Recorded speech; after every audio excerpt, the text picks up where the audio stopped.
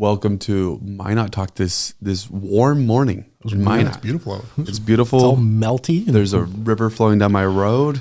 In your office. And I'm happy about that. There's one in my office too. It's a thing around here. I'm happy about that because it means a little less snow down the road, right? Down the way. We'll go with that. We'll worry about the ice that might be coming. Don't even worry about the ice. I'll be all right. We'll survive that. Good to have Alderman Mike Blessing with us today. Yeah. Good morning, guys. Yes. Eventful city council meeting last night. Yeah. As always. Yeah, as always. It was another good one. Had a few of those lately. We're going to recap that today. Go over a little bit of news in the last 15 minutes. We'll go over a couple of headlines or whatever. Yeah. Or last 5 minutes, or maybe we don't get to it at all. See where time goes. Yeah. We got. So that should be good. And I'll also say that on Thursday we have Minot Park board member with us. Justin Hammer, right? Justin Hammer. Yeah, so that's going to be exciting. It should be a good conversation as well. Fingers crossed the weather holds up for Thursday morning. Yeah, it's going to be an interesting week. All right. So first off, this is such a mean question because it's so open-ended and you're like, how do you answer this? But first thoughts on city council as you kind of digest it over the last 12 hours. Last night, there's always discussions that kind of dominate. I mean, the LPR stuff was kind of the dominant thing last night. Right. But there's other important stuff that we did. We approved all the contracts for all of the different entities that receive city dollars. So, well over $1 million. MACA and the Commission on Aging and MAC-EDC. And so that's important work. Just one thing there, I brought a motion there to require each of those entities now no later than April 30th of each year to provide a report of how those dollars are spent. Gotcha. Because even though there was reporting requirements in the contracts, it didn't specify that it was financial data. So going forward now, we will have a report that says, the $300,000 that this entity got, here's exactly how it got spent. And nobody's saying, provide us the receipts and all that. We just want a general breakdown that says, okay, we use this much on staffing, we use this much on travel, we use this much on, the Commission on Aging went directly to meals or whatever that is. I think the public deserves that for the money that's being spent there. Right. These are great organizations that are doing good work in our community, but they still have a responsibility to the people. And so that was, again, it's something in the middle of a big meeting. That's something that's very important, at least for me, that we got done. I would agree because this gives you a basis. If there was a tight budget, which feels like there's a potential for those in the future, that you're not just cutting funding based off of which acronym you like better or worse. Yeah. You actually have real data of saying, hey, feel like this is probably an area where we can cut. I know you don't feel that way as being the director, but yeah, and that's an interesting point because in the past few years there have been points in the budget process where those were examined, and decisions were made on because again, coming into this, I looked at it and said, well, it's kind of strange that we choose these 6 nonprofits to provide dollars to. Sure. There's a lot of great ones out there. One that I've talked about is the Homeless Coalition. Well, they're not on that list, but they do wonderful work in our community. Now the flip side of that is that it is an application process. So any of them would be eligible and they would be able to put in. But no, as budgets do get tighter, those are the things that we have to look at. And like you said, there would be questions that we would ask ourselves where we would say, okay, look, we need to cut this amount. Do we lower everybody by a percentage? Do we not fund one of the 6 or whatever that is? So those are important decisions. And I think the great news about this is this will just give us more information for that. And it's a little bit of a hoop for them to jump through, but they all have financials they're doing. They're doing accounting. They're going after grants. That work's being done. So the matter of putting together one extra piece of paper to hand the city to me isn't a big burden. And I think it's important that it's a great way for them to showcase how they're doing their good work. Yeah. In theory, that data should all be pretty easily available for them. Yeah, they'll have it. Minot has a lot of good nonprofits, so I'm not taking a shot at any of them, but it's not that far away when the fiasco with Project B happened. And so having a layer of accountability with money is always a good thing in a nonprofit because things can get sideways so fast, whether intentional or otherwise. So, and I think part of that is that in some cases, those boards are filled with kind-hearted people who want to do the mission, right? But they're not maybe as well equipped for the oversight part of their Right. role. Yeah. And I think that's where, especially if public dollars are going to be flowing in, we need to have that oversight. And so part of the way the motion read was that, the format is up to the finance director and the city manager to determine this is acceptable or this isn't. Yeah. So that we just get a basic set of knowledge as we go into the budgeting season that says, oh yeah, look, this is how they're using that. Right. I serve on the board of the Commission on Aging as part of my role, and that they'll have that requirement, and I'm very happy that we'll be able to show from that board that here's the great work we're doing with that to actually get food in people's hands and take care of people that are vulnerable in our community, which is what these programs are meant to do. I mean, that's the whole point here. And if we're going to spend the $154,000 that we do on that we're accounting for it, and we're making sure that people are getting a good bang for their buck. Try to see where those tangible results are actually going to and coming from. Exactly. So not directly tied to this, but kind of an outlier that came up in the meeting was the situation with the Minot Housing Authority. Basically, they applied for the facade program and got denied because they're a government program. And so, long story short, there's other opportunities for them to get funding. And so, but basically, you were opposed to them going through the facade program. Now, there's a greater discussion that can be had with the facade program in general on that. There's layers to it. But a key reason was government program. This is something that should be done in a situation kind of like this, correct? Is that kind of how you're feeling? Yeah, exactly. I mean, that's the whole point is the Housing Authority would have the opportunity, just like MACA and Commission on Aging and all these do, to come and bring us a funding request. There's a mechanism set up for that. And I think they might get good traction on that, especially with the little bit of kind of headlines that this has gotten now over the last couple meetings. I think we would be open to taking a look at that. If there's a need there and their building is falling into disrepair, there's some things that we can do to help them. Right. And it may even help them as time goes by to help set up a building fund or whatever that is. But that's the mechanism. That's what makes sense. Right. I mean, trying to shoehorn it into the facade program just doesn't make any sense. The facade program, as you read the program guidelines, is meant to facilitate private investment in downtown, in central business district buildings. Right. Private investors, individual people, small businesses, LLCs that are going to put that money in there to get that going. When we asked the director, is there any private funding involved here? He said, no, this is all, they have funding that comes in from the federal government. It's a mishmash of stuff. Yeah. I spent time in the property management world. So Section 8 vouchers and the work that MHA does is very important. Right. Yep. I mean, that's part of the safety net that we have as a society to try to help people.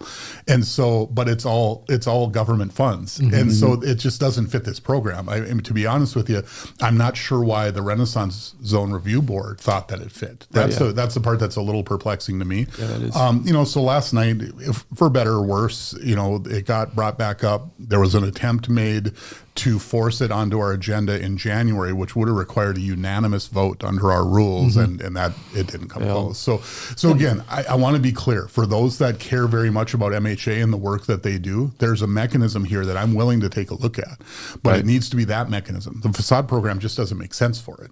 Yeah. No, that makes sense. Very good. If this, and I shouldn't harp on this because I've beat this horse dead at this point, but this wouldn't have been an issue last night had there been a full 7 council vote on the item at one point or not. But that's neither here nor there at this stage. On top of that, though, you guys did have another interesting one that came back up last night. That was something that was actually brought up back in like September or something. And that was a study to be done on the BNSF railway crossings around town. One specifically that they brought up, I think it was City Engineer Lance Meyer, was in the 27th Street corridor on the east side of town there. I like that one because I drive that corridor almost daily, especially coming up here to the Dakotan to take the bypass on the east side of town there. And that railroad stop there right by the state fairgrounds there to the east, that thing can get pretty congested at times, especially because it's right next to that grain elevator. So sometimes you'll have trains that end up stopping on the tracks for 15 minutes or so. Right. And I think that would be a great concept to start looking at something over there. But this has a bigger picture involved as well, because it starts to look at other options outside of a full rebuild of the 3rd Street Bridge too, right? Yeah, exactly. So what this study is meant to do is to study the entire corridor. Think of it generally from Surrey to Burlington. Burlington along the BNSF lines. And so it gives you lots of options. It gives you lots of ways to look at it. But the main focus that the railroad has, working with the federal government, is to try to remove crossings, try to make safe crossings rather than ones where trains and cars literally share the same space. And so 27th Street, I think, is one of the main focuses of what will come from that. But there's others. You know, the BNSF line goes right underneath the 3rd Street Bridge. It also goes through an area that I've always looked at when I've looked at it that makes sense to me, through the 7th Street northeast area, which if you go you know, east on Central from Ebenezer's and you veer left as you turn north, you know, in my mind, there's a great spot there that could potentially be an underpass at some point. And so there's some thoughts there about how we connect the northeast part of town to the rest of the city that changes our calculus on the 3rd Street Bridge slightly. Now, again, nobody's saying, oh, tear down the 3rd Street Bridge, because I get plenty of people coming after me for that. But at the same time, just saying rebuild it exactly as it looks today isn't the only option available. So we have to keep those options on the table. We have a great engineering team working with great consultants. This gives us another tool with this study to be able to do that. And so, yeah, there's going to be some funds spent locally to do it. BNSF is going to match us in that. And then the federal funds are the primary driver of that to study the corridor and see if there's options that are available. That'll be interesting to see what comes of it. Be interesting if there's a better placement for it. Speaking of construction, I'm going to take us on a little detour here. Oh, no. That was pardon the pun. But we're here. We're going to, I want to bring us back to last city council meeting that came up, and that was a big item in the roundabout that's going to be brought up. And you're a big fan and component of this one too. You want to just give us a little bit of an overhead of that kind of, since being a proponent of it and everything. So let me just say up front, I'm a proponent of roundabouts because they have been proven nationwide to reduce traffic accidents, to reduce the severity of accidents. They just kind of cool off the traffic patterns. And that's a very good thing for us anywhere that they go, where they make sense. Beyond that, the other great thing about it is any place where a roundabout goes in rather than a traffic light, it's about a $600,000 difference in the initial cost, because the lights are expensive. The light controls, everything that goes into them are incredibly expensive. And then they get run into, and people knock them over, and then we spend the $600,000 again because they don't have insurance. Exactly. And so you know, to me, I am a big proponent of them, and I think one of the things that we need to do is Alderman Fuller has a different perspective because he's got one outside his back door, and he, you know, unfortunately, he's had people come through his fence because they don't negotiate them well. Well, again, that doesn't necessarily mean that they're not the right concept, because remember, that same intersection is where we had a traffic fatality on someone on a motorcycle going at a very high rate of speed. If that roundabout is there, that high rate of speed isn't possible because you've got to negotiate that. And so that's why I'm a proponent overall. Okay, then we go to this project. Now, this is part of the Maple diversion. So, you know, think of connecting from underneath the Broadway Bridge on Broadway all the way over to, on 2nd Avenue, there's a bridge that crosses just east of Arrowhead. There's going to be a new diversion that goes across there to the north of the library on the north side of the tracks. And that diversion is an important part of the flood control project, because it means we don't have to build dikes and levees all the way through the loop as it goes kind of by our Oak Park and through that area. So it's an important part of what we're doing. And so as part of that, we had a new design that veers 2nd Avenue to the north and connects it up to 6th Street. You know, there's nuance in this. As this was going on online, people thought, you know, as you come down and about to go under the bridge at 6th Street, we're going to put a roundabout in there. Well, no, it doesn't fit. It doesn't make any sense. That's not the point, because people thought, oh, we're going to go sliding into it because it's downhill. Well, that's based on today's issue. This road is going to veer north and go up where Central connects today. There'll be on flatland, a nice spot for the roundabout.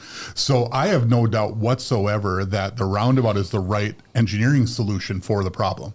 Okay. The only issue in this whole thing for me was it's $270,000 more than what the stop sign option would have been. Which isn't great, right? I mean, I would really love for us to watch our dollars here, and I'm always going to be on that side of things. Although the one thing, and I've said this multiple times publicly, streets and roads is one of the main functions of government. If we're going to spend money, that's the place to be investing, because nobody else can do it. We're not going to let individual citizens go and build roads in front of their house, right? So collectively, we do that as a society. So for me, this came down to, is the $270,000 worth it? And for me, it met the mark. It's close because it is expensive. I would have loved that if this had been part of the original design. Again, there's some engineering things and Souris River Joint Board things for why that doesn't always occur exactly the way we might want it to. And those guys are doing a great job. Okay, they're getting things set up and they're running these big projects to get this all to work. The decision we had was, do we leave that as a T intersection, essentially with a stop sign on Second, which, as I've said publicly, I drive this multiple times a day. I want to be clear. I'm not advocating for this because I want it because I drive it. I say that because I know the intersection. Yeah, I know the area. Yeah. That's what I'm trying to say. And people, it can seem self-serving, and that's okay. I understand why people would say that. My point is, I understand the traffic pattern there because I drive it multiple times a day. Yeah. And so going from Second onto 6, making that left turn, right now people are weaving their way back through the residential section there along Central and, 5th, or it'd be 7th and 8th right through there. This would make all that work correctly. It would make 6th Street make much more sense. It would keep traffic patterns and speeds at the right level. It's the right engineering solution. And so as long as we're willing to make the commitment dollars wise, it makes a lot of sense. Now, to put this into perspective, we're talking about a $270,000 additional cost on a $38 to $45 million project. Yeah. Okay. So for me, getting it right once makes more sense than, oh shoot, well, now we're stuck with that stop sign there. Making the left turns isn't as easy as we hoped it was going to be. And again, they would design a good intersection with the stop signs, but this just makes more sense. And because I'm a believer in the roundabouts, people will get more used to them and they will see long-term that this is the right solution. There are other obvious spots around town. One people talk about all the time that I just drove through on the way here is the one at 31st Avenue and 16th Street up towards Ramstead. Yeah, There's a perfect one there. And the reason that one got so difficult was at first it was a two-way stop sign. Then it went to a four-way for a while, and now it's back to a two-way again. So nobody knows whether you need to stop or not. It's just a perfect spot, nice and open. A great roundabout would do a wonderful job. Another one is at 10th Street and 31st by Badlands. Right behind the mall. We're about that one. Another perfect one to put in there because we're going to need a light there eventually. There's enough traffic already. People trying to turn from 10th on to 31st. Right. It's another great spot to put one in, and it's a better, more elegant solution than the light. And people cruise on that road. Oh yeah. That's the whole point. Is that I would like to, again, it's not that I want to back everybody up. It's the same reason why I like the three-way roads, or I'm sorry, the 3-lane roads, like through the Oak Park area and the ones that they've done. And I know people get ticked about that because I get behind somebody slow. Yeah, I do too. I drive that stuff all the time. But you know what? 80% of the time it's great, and the turn lane is safer. Yeah. Right. Makes sense. So now you don't have somebody suddenly stopped in the left-hand lane in what's a through lane. They fixed it going up 16th now at 14th and Cook Drive. Another great solution brought up by our engineers. And these are solving those traffic issues that keep people safer and keep the roads functioning correctly. It's just a better way to do things. Yeah, ultimately there's a balance there. It is about speed of getting you to your place within the speed limits, but there's also a safety factor of getting you to your destination as well. And that's the part that we get upset about because safety does typically slow you down a little bit. Well, but I think the other way, I think that's right. But you're talking about fractions of time here, and slow and steady, and not stopping and waiting at a light or trying to dart your way in with a left turn at a stop sign. Those are the things that are going to mess you up. And the 2 times a year where there's an accident there then, and it backs everything up, now you're late anyway. Right. Yeah. And so somebody's life probably changed. Right. Exactly. And that's what we want to affect. And when you look at this and do reading on it, and I watched tons of videos on roundabouts because I wanted to understand. The reason this originally came up is because there's a discussion about putting one at the corner at Jim Hill. Right. So at 11th Avenue and 6th Street. Gotcha. And again, I'm a proponent of that one as well. And people say, well, shoot, there's a lot of people that are, there's a lot of pedestrian traffic. It's better for pedestrian traffic. If you put the crosswalks in the right spots, they make more sense than any 4-way stop ever will. I see. Here's the thing that frustrates me, because people say 4-way stops are a better option than these. They absolutely are not. I don't know if you guys see this, but I'll bet you at least one time out of 5 that I'll pull up to a 4-way stop, it will obviously not be my turn and I get one of these. Yeah. And I'm like, no. And I will not go. Right. I'm like, no, it's your turn. We're going to devolve into a society that doesn't function if we start waving each other on when to go. Right? There are rules. It's in the law. Exactly. There are rules on how these work. Right. Follow it. I pulled up to your left and you clearly were stopped before me. I have no reason to go before you. Please go. Exactly. Yes. I don't want one of those. Go ahead. That's definitely a thing. I'll get it because I turn on to, I don't even know what street, 21st Street in Northwest, and it's close to the high school, the North High School, and it gets busy on that, and somebody across the way, they'll be even taking a right-hand turn, so they should just go, and they're trying to, as you're trying to go a left turn off cross traffic, they're saying come, well, yeah, so you got to balance that between these two cars that are both just booking it. And then if you decide, actually, maybe he's not going to go and you go, then I'm like just out in the middle of it. Yeah, it's a terrible idea. And that's why, again, another example of where the possibility of a roundabout could make sense, because when you come to that intersection then and you take a look here, you know whether you can get in, right? Which is your first thing. You got to have, wherewithal the entire road. But your main focus is, can I enter this thing right now? Right. If I can't, then I yield. Right. That's it. That's the whole discussion. I'm not calculating all 3 other cars at once and how did I stop in the ice that's on the ground and the person walking across. You're not doing all that. Yeah. You're simply looking at it and saying, can I enter right now? Right. If I can, I go. Yep. And again, I understand why people have angst. I think one of the things I mentioned on council with this is I was in Billings, and Billings has a whole area where there's a whole bunch of these, and they're like every block. And so you drive 30 feet and you're into another one, and that gets a little much. Yeah. But man, in the right spots, they're a much better solution for most of this. For sure. That's fair. Couple comments. More Jenna. I believe it's Jenna. Sorry, my eyes are following me, so if I said your name wrong, I apologize. More roundabouts, they make sense. No one likes. And then K Hits 106 Joe says, speaking as a previous middle schooler at Gem Hill, a roundabout southeast of Gem Hill would have changed lives. Joe, so he's about the roundabout. So my hope is as we go through and do that corridor, because that's coming up in the next few years, that we'll be able to make that happen, because a mini roundabout fits that area. The engineering team has already been through that, and I just think it's a good solution there. I mentioned the balance of speed and safety. Maybe we all haven't, but I've definitely been multiple times on the way back going, north on 83, coming back into town, and you get, around South Prairie, you get behind someone slow, and so you get around them and you're going 75, and then you get to the stoplight right when you get into town, and they pull up right next to you. Like, So gained a lot there. Gained a ton. That 10 seconds really made a difference. Made it so I could sit here at a light. Yeah. So that's a fact. So you don't save as much time as you think when you go fast. No, it's going from a 15-minute drive to like a 13.5-minute drive. Yeah, maybe. At best. At best. So one last thing before we go to the break. There was, it's a good every city council meeting, I think, is just simply graded based off of how many slides finance director Dave Layfield brings. Because he's got one, and it's just a matter of if he's going to pull it out or not. You got to love Dave always being prepared.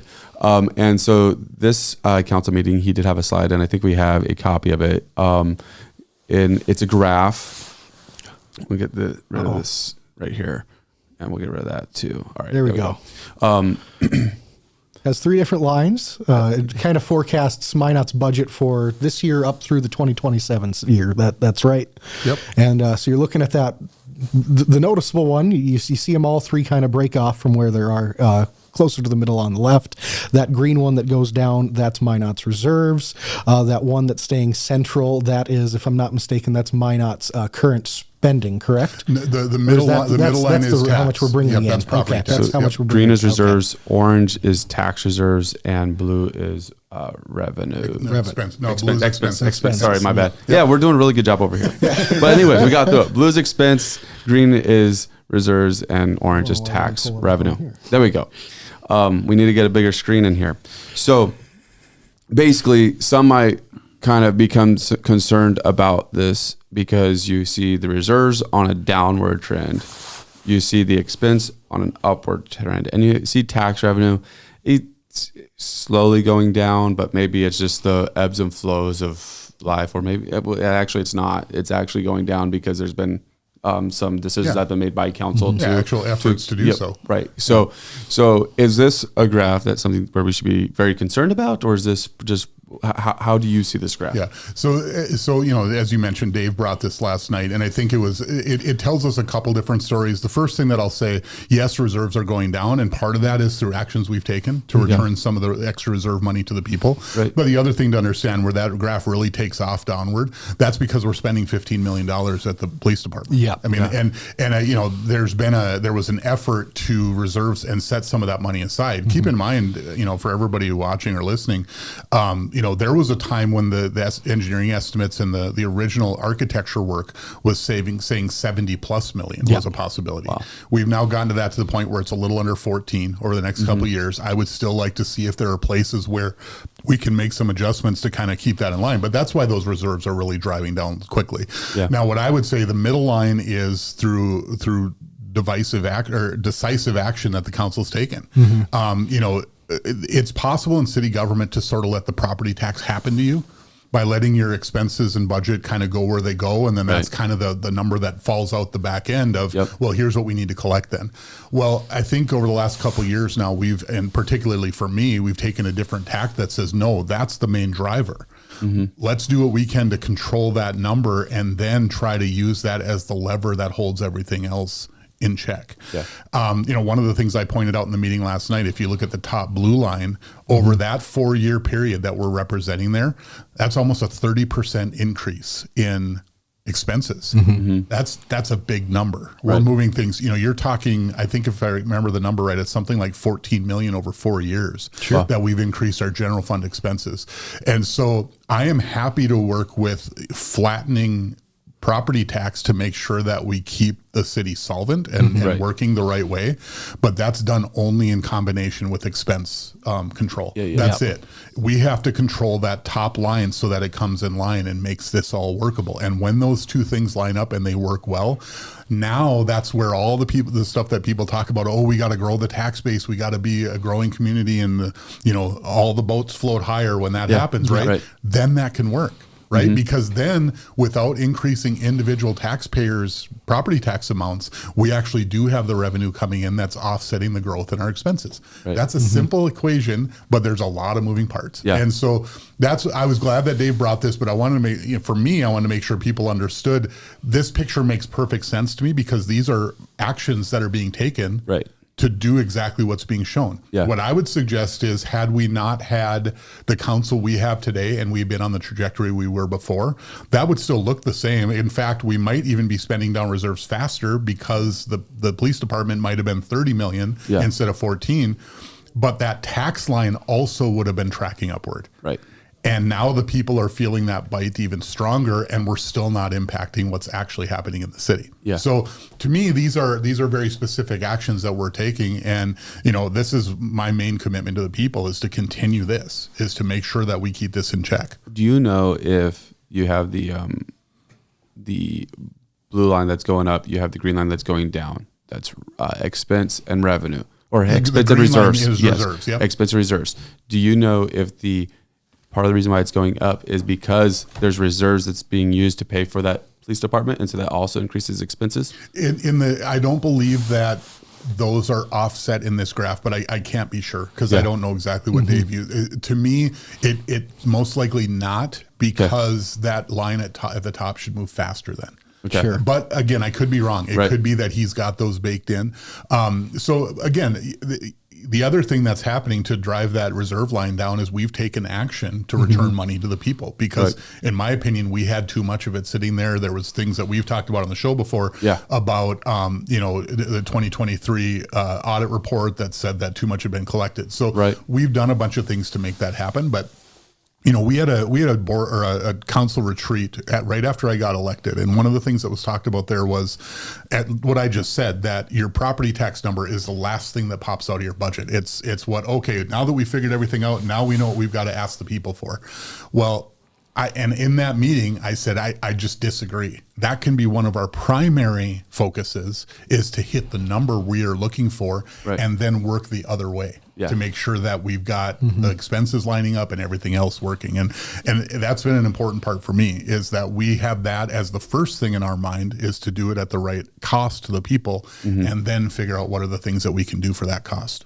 Very good. That's fair. Going back to roundabouts, and it looks like it was answered in the comment section, but I'll have you talk about it too. This probably isn't fair because your wife answered in the comments. So I'll give you full disclaimer. So I'm not trying to start a fight or anything, I promise. But would a roundabout affect property lines at all? Is there enough room at the intersection by Jim Hill? Curious about space requirements. And I'll read the other comments as well. So we were told they don't build them so close to schools, so it would have to be further away, as far as I know. The one they discussed was a mini roundabout for that intersection. Yep. So the difference with the Jim Hill one versus the one that, if everybody's familiar with the one on 13th and 31st, by Hovind School, the mini is a different design. It doesn't have the big center. It has a center island, but not one that's built up in grass and that kind of stuff. It's not landscaped, because in a mini design,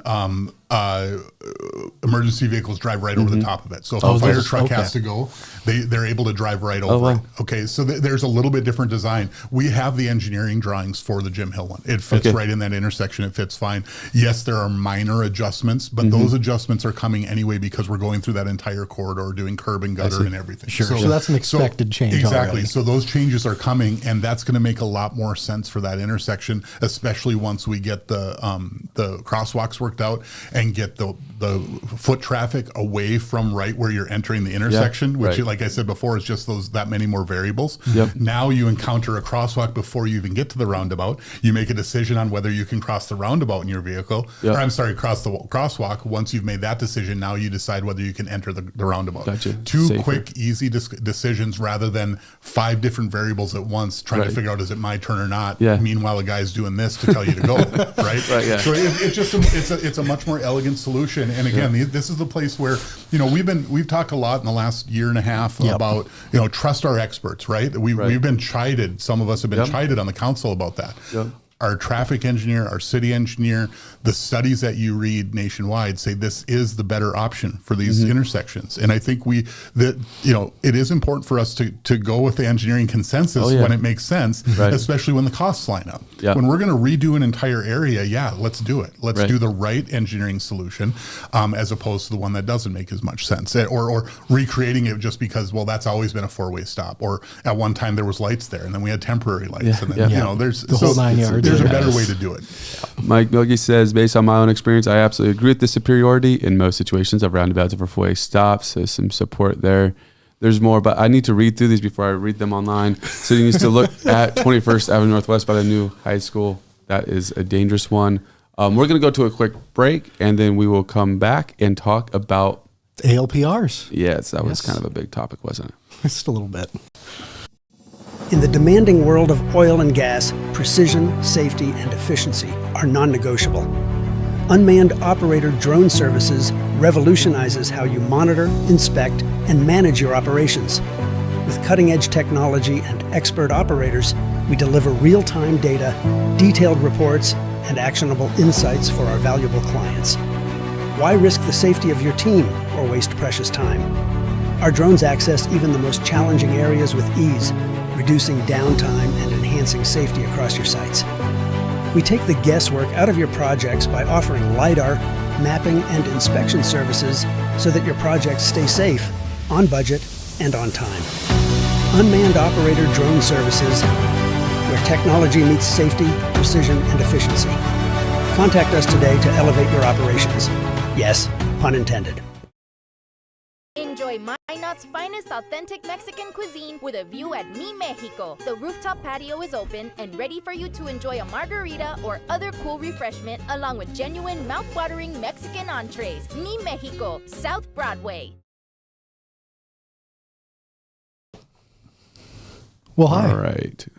Hopefully we're not muted. All right, here we go. We're back. Coming out of the break, we have one comment that I will read. Jenna says the top line would include transfers to the cap. This is referring to the graph that we showed. The top line would include transfers to the capital fund for the rehab of PD facility. The second slide in Dave's presentation showed only operating expenditures of the general fund. So there's some clarification on that question. Yep. So it's great news. We're getting the city staff experts watching live, which is great. I love that. Thank you for clarifying. While Absolutely. we're shouting out city Watching, staff, I have one from last night too. It's Jennifer, the PIO. She did a fantastic. The camera work at the city council meeting last night was borderline cinematic. It was fantastic. Like, she used a camera angle that I think I've seen a couple times, but the way she used it was when you were just having a discussion with Chief Fry, she kept going back to the camera angle that was showing both of you in shot, but it was behind Chief Fry, so it was looking at you, and she'd go Very back nice. to Fry. Yeah. It was legendary. That's good. The little things that Minot takes for granted. Yes. You got to shout that one out there. We take it for granted because when the city manager stuff was going on, we would go and watch other city council meetings. Yeah. Like, and you go to Columbia, South Carolina, and watch their city council meeting, and it's a camera set up in the corner of the room in the back, and there's like 10 people watching. Populations that are double our size, though, that have less quality. Yes. Yeah. So obviously, we have a not only the production but just our overall way of doing things. Yeah. And we had a full house last night. We'll talk about probably the reason why, but those are really good things because it drives engagement, and Jennifer and the team you do a great job both there, social media, everything else. So, those are the types of things that drive citizen engagement. They don't always agree with everything that's coming through, but they know. That's the important thing, is that they can see it and understand it and let one of us know if there's something they're worried about. Absolutely. Yeah. That's the biggest deal. Big topic yesterday was the ALPRs, automated license plate readers. Yeah. This came up before, and there was some confusion, and maybe even we helped create confusion. But there was some confusion of the flock system and then this Axon system, and is it the same thing? And what do they do? And I thought we already talked about this. So before we jump into this discussion, I think it'd be good to at least clarify the two separate. Basically, flock from and you can correct where I'm wrong. Flock was something that was going to actually put a system throughout the city that would track license plates and cars, and who knows where else that tracking could go. And goes into a centralized federal database to compare that information across different states that use it. Whereas Axon is something that's more at this point is just in the police car. That's still doing tracking, doesn't go to the central goes to a central database, but it's not a federal database, and tracks those license plates. Yeah, for the most part, that's right. I think the one difference that I would say is that I wouldn't think of the flock database as necessarily exactly a federal database. Yeah, it would go into a flock database. Yeah. So the main difference between the two systems is where they're mounted and where their data is stored. Right. So flock has its own system, which creates a whole bunch of sharing opportunities among anyone else who has flock and all that stuff. And that was the pole mounted systems. And then Axon is something we already use for a lot of different things within a patrol vehicle, including dash cams, and it ties into their body cams and things like that. So the Axon system's already in place. We're already paying for it. One of the things I really want to clarify about last night, because there were comments online about this, is my opposition to the Axon ALPR system has nothing whatever to do with dollars, because there's no new expenditure. There's nothing. It's already there. Yeah. All we do is flip a switch to turn it on. There were comments saying that, I'm always against everything just because we don't want to spend any money. Well, no, this doesn't spend any additional money. We're already spending the Axon money. Right. So that is not my opposition to it whatsoever. But no, so that is the systems. In May, we had a discussion on the flock system. Coming out of that discussion, Alderman Pittner had worked with staff to get together the bones of a policy. Should we enact these systems? And for the most part, it's a good start to what we would want if we were to ever turn this thing on.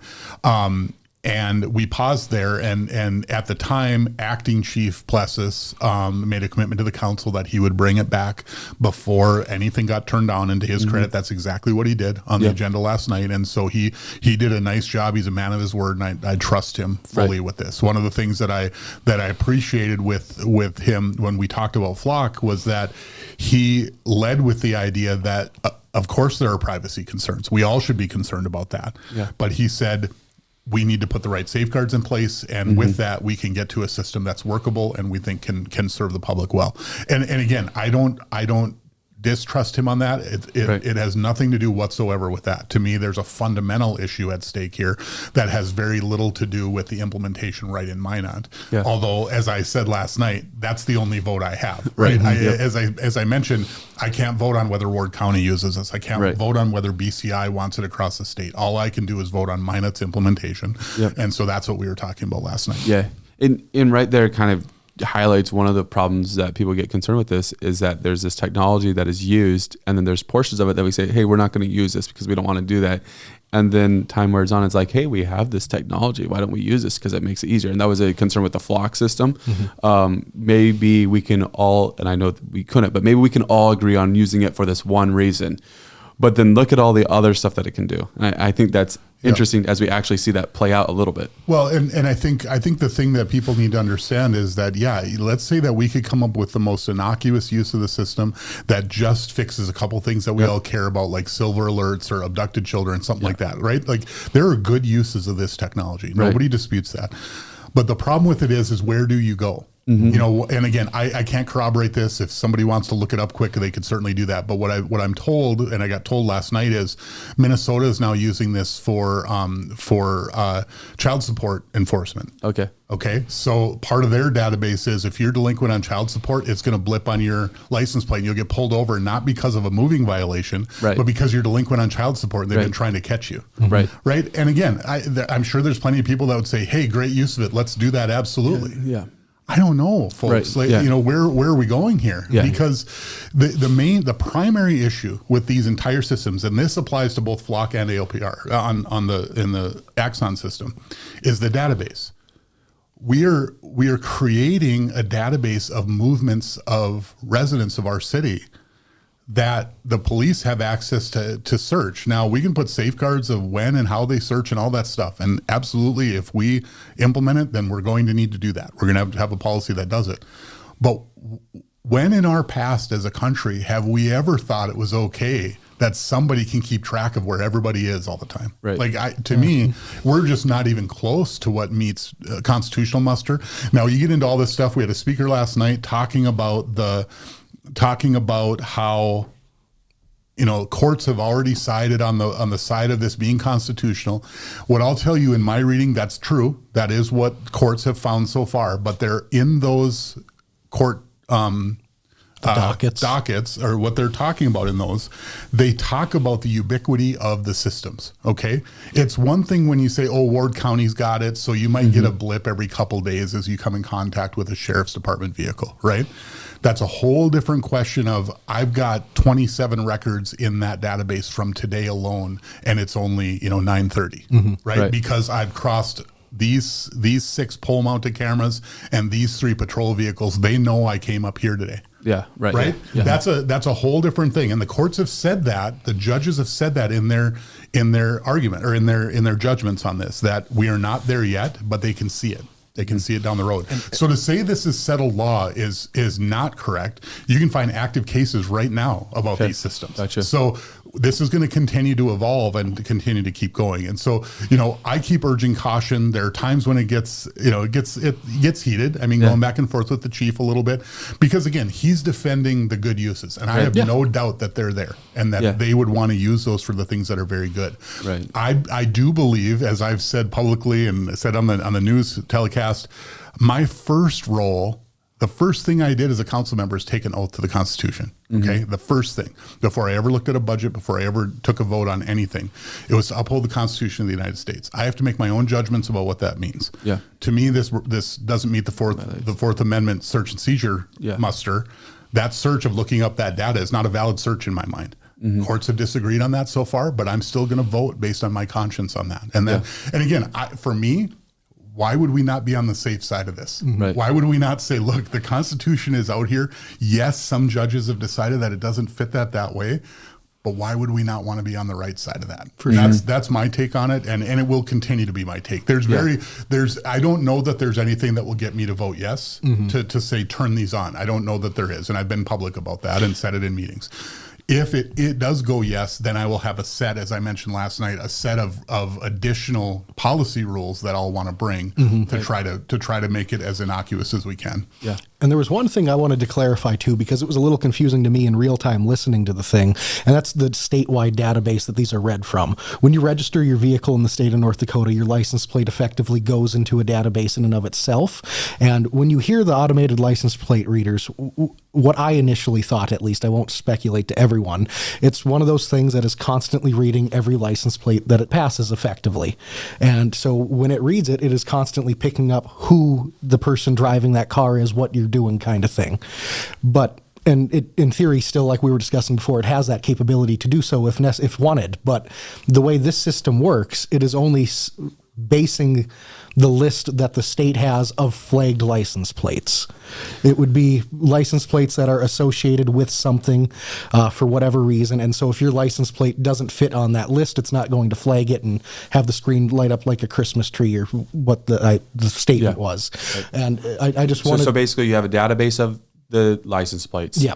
And if there's something criminal that has been attached to whatever, as it was brought up, just because you were in the area of something, or there's actual action and that's been added to the database somehow, then that's what gets flagged as the technology automatically is scanning for these license plates and running it through the database as they're driving. So I think you got to think about this a couple different ways, because there's that whole concept. And again, to me, it wasn't exactly clear, and we'll get more clarity on this as the weeks go by here, about where our data will actually end up. Sure. My understanding, I thought my understanding is that we had an Axon implementation within the city of Minot that was our data. Right. And then we have the ability to add license plates to that system that we control. We control that list of the ones that we'll flag on. Right.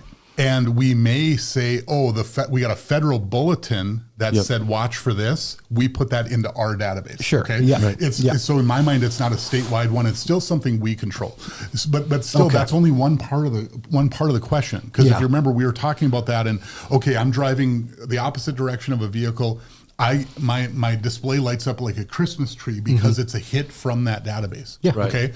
Right. Now, again, I think we can all understand why law enforcement wants that, and why that would be a good tool for them to make our city safer. Right. I don't dispute that whatsoever. And in fact, that gets closer to something that I would be willing to have a discussion on if we are implementing. Sure. Okay, and I'll come back to that in a second.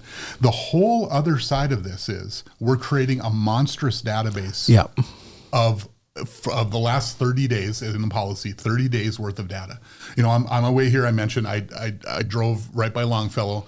There was an officer parked out on the street in front of Longfellow. So if that system had been on, it would have blipped and known that I went by. Okay. If we had other flock ones, they could be in different spots. There'd probably be one up on North Hill somewhere. I probably would have gotten that one. So again, it could have tracked exactly where I was going, and it would have been sitting in the database. It's that passive implementation. Exactly. Of it, yeah. That passive surveillance in my mind is the part of this that is the very worst part of it. Okay. No, I agree. As I asked the chief last night, my question was, if we only implemented the live version, the one that says it comes in, blip it against the database, get the response back. If it lights up, I know something. But we don't store anything. We don't put it in a database. It's not searchable. We don't go back and try to piece together a puzzle of who was in the vicinity. You don't have that 30-day storage base for them to come back to via affidavit or warrant or whatever. Does that give us, well, that's the problem. We'll come back to that, because warrant is an interesting word there. That's fair. But that's my question is, do we get 80% of the things law enforcement is looking for their safety, which I am all about, right? That's why we were harping so hard on when they pull up behind a vehicle and they pulled you over. Do they get the information now? Now, we continue to get more information on that. I would have thought it's 90+%, right? Like they pull up, they run it, they either in their computer or they send it to dispatch and they run it. They know. They maybe don't know who's driving, but they know that who the owner of this vehicle is and if it's got a warrant, right? Well, their comments to me after the meeting says, no, it's nowhere near 90. It might be 20% of the time. Okay, so we've got some things that we want to talk about then, right? So really the big thing for me as a starting point is the storage of the data. Okay, then we get into, how do we look at it? Sure. Right? Because that's another spot where when I look at that and say, it just requires an open case number. Well, what does that mean? Yeah. Okay, we got We have a hit and run, not even like a damage or just a damage on a vehicle parked on a street. There's an open case there. So are we gonna run anything that went down that street in the last 30 days? Right. Yeah. Is that a valid use of this? Is that enough justification? Again, if we are at the point where the council has decided to vote to say, yes, we're going to do this, then one of my arguments will be, I want it done only with a warrant. I want you to get a judge to tell you this is a valid use of this and a reason to go and do it, because that will bring it down to close to zero usage. Yeah. Because again, this should not be used for, oh, well, I wonder what this person's up to today. Right. And again, I'm not suggesting the police would do that. The policy would actually stop it. That's the whole point. And there's ramifications if they do. But it's the theory we've got abuse all over the country already with these systems. That's why it's so easy to find stuff online. You go and look at it and you've got, this city's being sued for this, and this one's being sued for this, and this stalking incident, and this. And it's I want to head that off before we ever even have to question it with the Minot PD, because I believe that there are great people working there and they want to do great things for our city. Right. And I realize that they want this as a tool.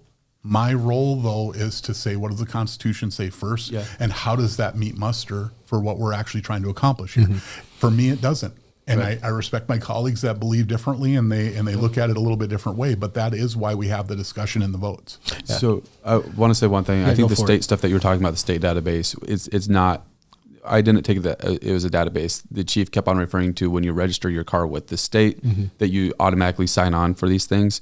But my understanding was the databases would be tied down locally. Fair. That's reasonable. For this data. But what he's referring to is, he's saying when you get a license plate, you're already in their database and you've already given your consent. Yep. Now, the point that I made is I highly doubt there's more than 100 people in the state that truly understand that they signed up for that when they did it, right? Right, yeah. And this is why people, I think we're still in a state like North Dakota where we're small enough where the public itself can kind of get this stuff loaded into their minds about how this works in their mind. And that's why it's important for people for us to have the word out and have people understand what we're about to implement if we do. Because this is not just as simple as saying, oh yeah, it's fine. Because as I mentioned before, the uses are almost limitless. Yeah. Right? Like you can decide whatever you want, what goes on your list of what ones you're gonna flag. Yep. And we're just one bill away at the legislature from saying, oh, you know what, if you've been involved in this, we're going to blip on these, and we want all our local law enforcement to have those, and we're going to make sure that they're pulled over for it. And we're headed, again, you can make the case that, hey, they're breaking a law and it's a valid reason to do it. To me, that doesn't meet the muster we're looking for here, because we have to have privacy and freedom before we layer on law enforcement response. Yeah. I hear you. I want to say one more thing. Yeah, you're good. Go for it, please. I think if there was no data retention, I would be closer to being fine with it. I don't know that I'd be fully fine with it. But I'd could be at least in the conversation with it. I think the data retention is the thing that would concern me the most. And then you have a very great point that's being made is like, okay, so even if you don't have data retention, still, why are they flagging your license plate? Why is your license? I think that's a huge question that has to be answered. And the problem is you can set parameters today, but 5 years from now, 10 years from now, what are the parameters going to be? Once you've allowed it to happen, it can move. And that's something that should be concerning. It is crazy to me, though, as I went to this city council meeting, it's crazy to me that we don't already have this in place. That I was going to say that. I'm actually surprised. I was like, I texted Kyler. I was like, it's crazy that we don't, in the world that we live in, that's not, you just get so used to being tracked. Yeah. So that's, for some, that's probably something that can be comforting. One of my biggest takeaways was, like you mentioned, the likely under 50% knowledge threshold that the responding officer has pulling up to a car of them knowing what it is, because a lot of times they do have to still call it into dispatch. That was shocking. And so off of that, I don't mean this with any ill intent with this question, it's a little blunt, but what does Axon do at this point then? My understanding is that it is our dash mounted cameras as well as our body cameras. And so it's an integrated system. I mean, essentially it's the entire system that runs that type of world for our vehicles. And again, I am not an expert. I'm just gleaning that from the discussions that we've had. Yeah. Right. That's my understanding of it. This is a component that can be turned on. Because it has the dash cam that's already running. This is an additional computer system involved in it already that you could switch on and it would be able, that makes sense. There's a question that I'll ask. It's come up in the comments as well, but basically ask it this way. Some will say that if you vote against, if you're not for it, this implementation of the AAPR, then you're not supporting law enforcement. You're not fully supporting safety, and criminals are going to continue to be on the loose. Where do you balance that into the discussion as you make your decision? I think I think that every lawmaker at every level will have a line with this kind of stuff, right? One of the ones I was trying to point out last night, which I maybe didn't make the point real well because the chief and I really didn't have much of a dialogue on this, but there is a concept out there that insurance companies use today, which is where you get a fob, which is essentially like a keychain that goes in your vehicle. Okay, the state of North Dakota right now could try to pass a law that said, look, if you get a license plate, we're also going to do that, or maybe we just build them into the license plate. That's a chip. Right. Yep. And what that does is it pings a central database every, let's say, 10 minutes all day long, forever. Right. That would certainly give us a lot of information to fight crime. Right. Every single vehicle in our state, we would know where it is at any one time and be able to track what's going on with it. I think most people would say, well, no, that's a step too far. Right. This is along that continuum. This is headed towards that kind of idea. They're saying, a lot of people will say, well, shoot, it's public knowledge. I can see your license plate. Yeah. And that's why, as you mentioned, Jonathan, a reasonable path, if we do decide that we're going to implement them, is to at least say no central database. All we're doing with the live system to bump it up against the database is automate and speed up how fast an officer could do it on their own, right? Because they can see it visually. They can see it. They can see a vehicle that for them, for some reason, they want to run. They run it. They get a decision back whether it's a hit or it's not. All that would do is automate that and make that faster. Again, I'm not advocating for any of this, but if we end up with a yes, that to me is the logical way to talk about the most innocuous way to use the system in a way that helps our officers, but also at least stays closer to protecting freedoms. Again, for me, this is all a step way too far, but sometimes policy making isn't about winning or losing. It's about the best compromise that you can come to. For sure. Where you can get a consensus, right? And that's, people don't maybe like that. There'll probably be people on my side of the aisle that really want me to just be this, bull in the china cabinet here. But I have to look at the realities of if it's going to pass, then we've got to have the best policy we can to make sure that we've got tools in place to control it. Got to have that contingency just in case. Because on January 5th, the final vote's going to be happening on this. Assuming that we have a full council and, that there aren't other things that come up. I mean, there's, we've fought this for, in theory, 9 months now that or almost 10 months, I guess, that, we're trying, and there was a comment made last night that, that we want to have actual votes that do the people's work. And I think it was maybe taken the wrong way by council members and stuff like that. I mean, I understand the sentiment behind it. I don't have any issue with that overall, is that we should have decisive answers. It shouldn't be from council as a whole. It lost on a tie. Like that's a bad way to do things, which is why it is very important to me, however this goes down, that this is a motion brought on January 5th that says we are going to take an active action that says, yes, we are turning it on, and we are going to begin using it under these parameters, as opposed to those that oppose it having to make a motion to try to stop it. I think that's the wrong approach. I think if the council is in agreement with a majority that, yes, we want to use this, then I want to see a vote done to do that with it might be a 4-3 vote, but that 4-3 vote says, yes, we're turning it on.